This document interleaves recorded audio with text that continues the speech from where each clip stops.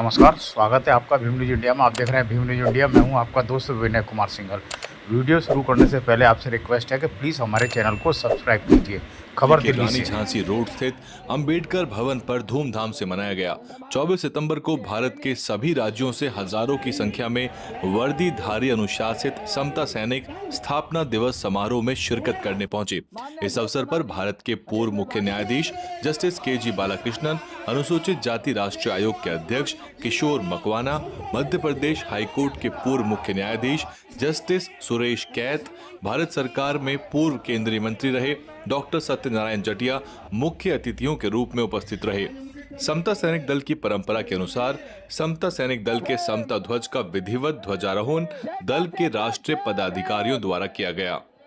भारत का संविधान जिंदाबाद, बाबा साहब अम्बेडकर। हमारे गहलोत साहब का सम्मान हो रहा, बहुत डायनामिक लीडर है भाई गहलोत साहब। समाज की हर लड़ाई में आगे रहते हैं। आप पुलिस से टक्कर लेते हैं। गहलोत जी, जोरदार तालियां बजाओ गहलोत जी के लिए। जय भीम, जय भीम, जय भारत, जय भारत, जय भारत। समता सैनिक दल जिंदाबाद। समता प्रतीक जनगण की शान, प्रतीक जनगण की शान। अंबर से ऊंचा विवेक, अंबर से ऊंचा विवेक। विस्तृत गहरा सागर समान, विस्तृत गहरा सागर समान। So I only appeal to all of you. You educate your children. That is the only way. We have no land, we have no commercial activity, we have no shops or other thing, but the only way through education, you get the top employment of the government and all public sector through education. So I appeal to all of you to give proper education, not very competitive. Make your children very competitive. समता सैनिक दल जो है उसका सूत्र है शील, शौर्य और समर्पण। बाबा साहब आम्बेडकर का भी सपना यही था कि देश के जो ये युवा है अनुसूचित जाति के, वो अपने शौर्य के बल पर, पराक्रम के बल पर, समर्पण के आधार पर दो बातें करें। एक, राष्ट्रहित सर्वोपरि, और दूसरा, समाज का जो शोषित, पीड़ित, वंचित, न्याय से है उसे उत्थान के लिए कार्य करें। तो हम में जो समता की बात है वो खुद में नहीं है, हम खुद मेंटेन नहीं कर रहे उसको। हम दूसरे को कहते हैं ये डिस्क्रिमिनेशन करता है, ये भेदभाव करता है जाति के आधार पे, उस बेस पे। सबसे पहले हम अपने आप को ये समझे और ये समझे दूसरे क्या हैं। वर्ण व्यवस्था जो है, वर्ण व्यवस्था के अंदर 4 वर्ण, उसमें वर्ण में कौन है? 3 कास्ट हैं। कास्ट उसमें कैटेगरी नहीं है। नंबर 1 कास्ट ब्राह्मण, नंबर 2 क्षत्रिय मीन्स राजपूत, नंबर 3 वैश्य मीन्स बनिया। इनको छोड़ के जितनी कास्ट है, गुर्जर है, यादव है, जहीर है, जट सिख है, जितने भी हैं, वो चाहे वो रेड्डी, मादिगा, काही के वो कामा, कापू, ये सब के सब सूत्र है, ये मान के चलो। अब समता कैसे आएगी? सबसे पहले हम अपनी रोटी बेटी की बात करें। देखिए, बाबा साहब ने जो किया वो किया, बहुत अच्छा किया। हम बोलने लायक हो गए, हम विधानसभा में जाने लायक हो गए, हम लोकसभा में जाने लायक हो गए, हम राज्यसभा में जाने लायक हो गए। परंतु उसके बाद भी इस देश का क्या हुआ, इस समाज का क्या हुआ, ये होने वाली बात जो है, ये करने वाली जो बात है, इसके लिए समता सैनिक दल को ताकतवर बनना होगा।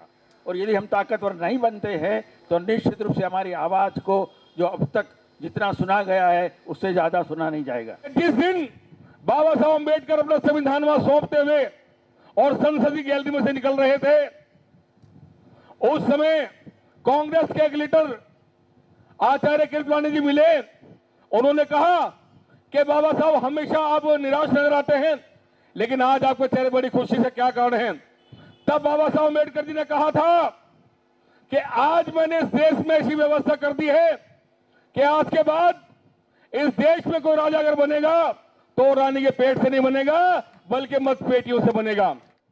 किसी विद्वान ने कहा है कि यदि बाबा साहब की ये लेखन थी, बाबा साहब का जो लेखन है अगर घर घर में पहुंच गया तो किसी को जागृत करने की जरूरत नहीं है, वो अपने आप ये गगनचुंबी जो इमारत है वर्ण व्यवस्था की, वो अपने आप ही धराशायी हो जाएगी, भर भरा करके नीचे जमीन पर गिर जाएगी, जिस दिन हम सब लोग इस धर्म से निजात पा लेंगे। 25 में बना और अंबेडकर भवन पे समता सैनिक दल का मुख्यालय जो 1924 में बना, 1925 में बने आरएसएस ने भारत में राज कर रखा 11 साल से, और समता सैनिक दल यानी बाबा साहब के जो सिपाही हैं अभी ये रास्ता उनके लिए बहुत दूर है। तो आप चाहोगे कि साल भर में हम इतनी मेहनत करें कि अगले साल हमारा ये दल कम से कम 50,000 सैनिकों का कार्यक्रम करे। आप किस बात के सहमत हैं?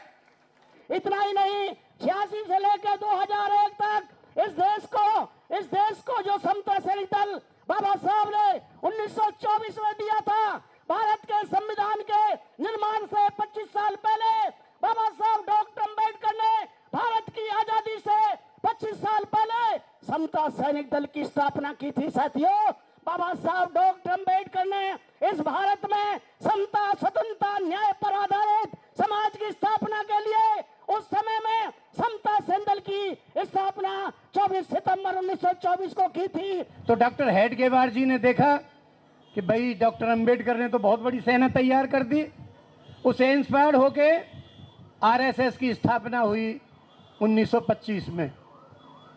साथियों, दुर्भाग्य हमारा इस बात का है, आरएसएस हर बंदे की जुबान पर, बाकी हमारे लोग इतने सुविधाभोगी हो गए जिनकी हिफाजत के लिए बाबा साहब ने यह दल बनाया।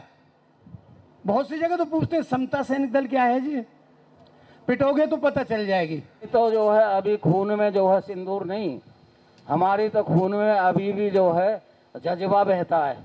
हम अपने समाज को मुक्त करके रहेंगे, आज़ाद करके रहेंगे। बहुत सारी हैं बातें जो है उनको भी दो हाथ करेंगे, अपना पेट भी भरेंगे और पूरे समाज को जो है आज़ादी भी दिलाएंगे।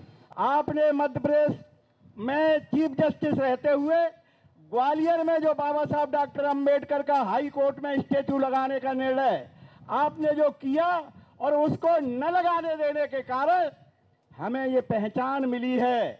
ये समझना आपको बहुत जरूरी है कि अगर वो मूर्ति लग जाती तो हम भ्रम में रहते। वो मूर्ति न लगने के कारण आज मध्य प्रदेश का बच्चा बच्चा इस बात को कहता है कि हमें आजादी के बाद सवर्णों ने ठगा है और अब हम इस ठगाई में नहीं आएंगे। बाबा साहब डॉक्टर अंबेडकर ने एक बात कही थी कि राजनीति भी करनी है तो अपने असूलों पर करनी है, धर्म भी चलाना है तो अपने असूलों पर चलाना है, अगर किसी से समझौता भी करना है तो अपने सिद्धांत पे करना है, दूसरे की गुलामी से तो समझौता नहीं करना है। ये बात याद रखे मेरे दल के मुखिया साथी कि अगर समझौता करना पड़े तो अपने संगठन की हिफाजत के लिए करना पड़े। नौकरी उन्होंने तो अपनी व्यवस्था में भीख मंगवाई लोगों से, अंधों से, लंगड़ों से, कानों से, और बाबा साहब ने भारत के संविधान में सामान्य लोगों को छोड़ दो, इस देश के अंधे हो, लंगड़े हो, उनको भी सरकारी सेवा दिलाने का काम किया। ये बाबा साहब का काम। आप देख रहे थे भीम न्यूज़ इंडिया। प्लीज़ हमारे चैनल को यूट्यूब पर सब्सक्राइब कीजिए, लाइक कीजिए, शेयर कीजिए, कमेंट्स कीजिए। भीम न्यूज़ इंडिया के फेसबुक पेज, ट्विटर और टेलीग्राम पर भी फॉलो कर सकते हैं। आपका बहुत बहुत धन्यवाद।